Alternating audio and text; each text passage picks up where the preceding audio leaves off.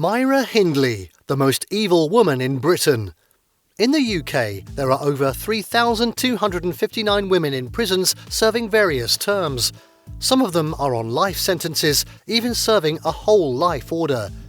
If you have any reason to doubt how notorious some of those women behind bars are, you have all the reasons to agree that those on a whole life order among them are indeed evil. We've produced a video about the 4 UK women jailed for life without parole.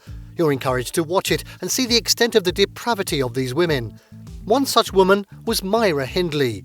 While we've done 2 other videos about her, the UK crime story in this video analyses her as the most evil woman in Britain. Who was Myra Hindley? In summary, Myra Hindley was an English serial killer. She had a partner in crime, Ian Brady. Both of them were charged with rape and murder and terrorism. Though Myra pleaded not guilty to all of the murders, she was found guilty of 3 of them and was jailed for life. She was never released, not even considered for parole. She eventually died in prison in 2002. However, it would be instructive to discuss the background of this criminal so that you can judge if she indeed was the most evil woman in Britain. Myra Hindley was born on 23rd of July 1942 in Crumpsall, a working-class area of Manchester full of Victorian slum housing. She was born to Nellie and Bob Hindley. Nellie was an alcoholic father with a violent temperament towards his family. The family was so poor that Myra was forced to sleep next to her parents' double. Following the expansion of the family with an addition of an extra child, lass Myra was taken to her grandmother in a nearby house. Kids raised in such poverty-stricken homes that are also abusive usually lean toward crime. That, however, wasn't the whole cause of Myra's venture into crime, if it contributed at all. Despite this sordid upbringing, she was still able to grow into a relatively responsible young lady. After all, she took to Catholicism, even receiving her first communion in 1958.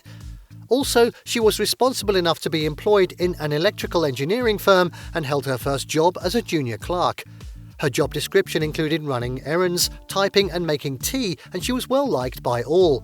Thus, at 17, she could be engaged and could demonstrate enough insight to determine when to call off a courtship with an immature boyfriend. Yet the fact that she was used to violence in the home makes it easy to be rewarded for it outside, since the experience usually distorts a person's response to such situations for life. Venturing into crime. Sometimes in her life, she got involved with Ian Brady. They started getting along and they fell deeply in love. Meanwhile, there were concerns about Ian Brady's character. He took delight in committing crimes. Myra was lured into crime by her partner. It was gathered from the words of Myra that Ian started making attempts to lure her into crime in July 1963. He mentioned the idea of perfect murder. As long as they continued talking, she underwent a change of character from a kind, loving babysitter into an evil woman with criminal inclination. On the 12th of July 1963, they committed the first murder, which was that of Pauline Reed. Their next victim was John Kilbride, who went missing on the 23rd of November. Myra Hindley was also involved in the murder of Keith Bennett, who disappeared on 16th of June 1964 in the Longside district of Manchester. She was also linked to 2 other murders. Of course, it could not be ascertained whether or not she was involved in several other murders. She never confessed to committing all those murders before her death, evidence linking her to the crime. Her crimes. Known as More Murders with Ian Brady, they were accused of 5 murders. Let us tell you about each of these murders so that you can see more facts that led to the conclusion that Myra Hindley was and is still the most evil woman in Britain. The murder of Pauline Reed. The killing of Pauline Reed signified the achievement of Ian Brady to commit the perfect murder she had earlier hinted Myra about. Ian instructed her that day after work to start driving a borrowed van around while he followed him on his motorcycle, with further instructions that he would flash his headlight as a signal that he had found a perfect victim. By some time after 7:30 p.m. that day, Myra stopped for 16-year-old Pauline Reed on Froxmore Street following Ian's signalling. This girl was on her way to a dance and Myra offered her a lift. She was sexually assaulted, attacked and eventually killed. Keith Bennett. The murder of Keith Bennett occurred early in the evening of 16th of June 1964. Myra asked 12-year-old Keith Bennett for help in loading some packages in boxes into her mini pickup van. He was on his way to his grandma's house in Longside. She promised to drive him home, but Ian was in the back of the van waiting for the unsuspecting victim to enter their net. Myra drove Keith and Ian to a lay-by on Saddleworth Moor, and Ian went off with Ian, supposedly looking for a lost glove. After about 30 minutes, Ian returned home, carrying the spade he had hidden there earlier. He told Myra that he had sexually assaulted Keith and strangled him. Leslie Ann Downey. While visiting a fun fair in Ancoats on the 26th of December 1964, they also abducted a 10-year-old Leslie Ann Downey, who was apparently alone. Having tricked her into their car, they drove her to their home at Wardlebrook Avenue, where Downey was sexually molested. These evil criminals undressed and gagged her.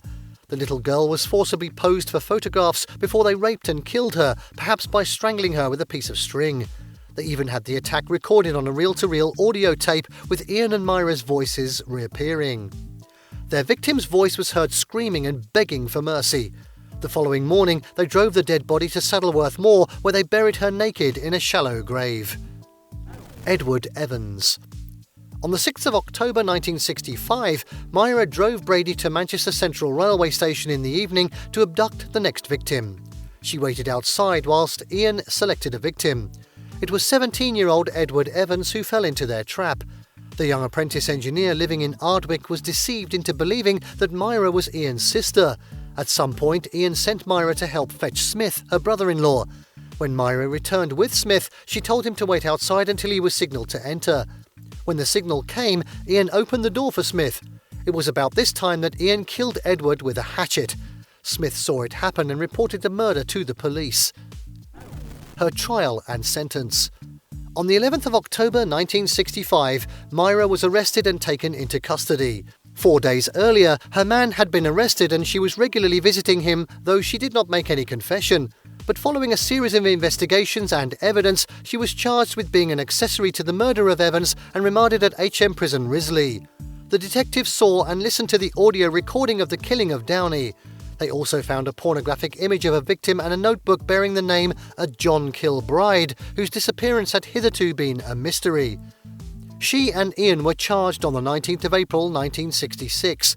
The dock from where she pleaded guilty was fitted with bulletproof glass. She was done because of the extent of public outrage against the two evil criminals, as there was fear that someone might try to attack or kill them. After the trial that lasted 14 days in the courtroom at Chester Assizes, presided over by Mr. Justice Fenton Atkinson, Myra was found guilty of the murders of Downey and Evans. She was sentenced to life imprisonment. Confession and death. Immediately after the conviction, Myra lodged an unsuccessful appeal. In 1971, she ended her relationship with Ian and fell in love with Patricia Cairns, one of her prison warders. At some point, she also fell in love with another evil killer, Rose West. She made some other confessions even after applying for parole based on lies. She made some attempts to escape from the prison but was caught. In 1999, she began experiencing deteriorating health, diagnosed with various diseases, including angina. On the 15th of November 2002, Myra Hindley, a chain smoker and evil criminal, died from bronchial pneumonia at the age of 60 at West Suffolk Hospital. In conclusion, let's please bring you into this discussion more fully. Do you agree that Myra Hindley was the most evil woman in Britain? Kindly share your thoughts with us. Thank you for watching this video. Please don't forget to subscribe and turn on the notification bell.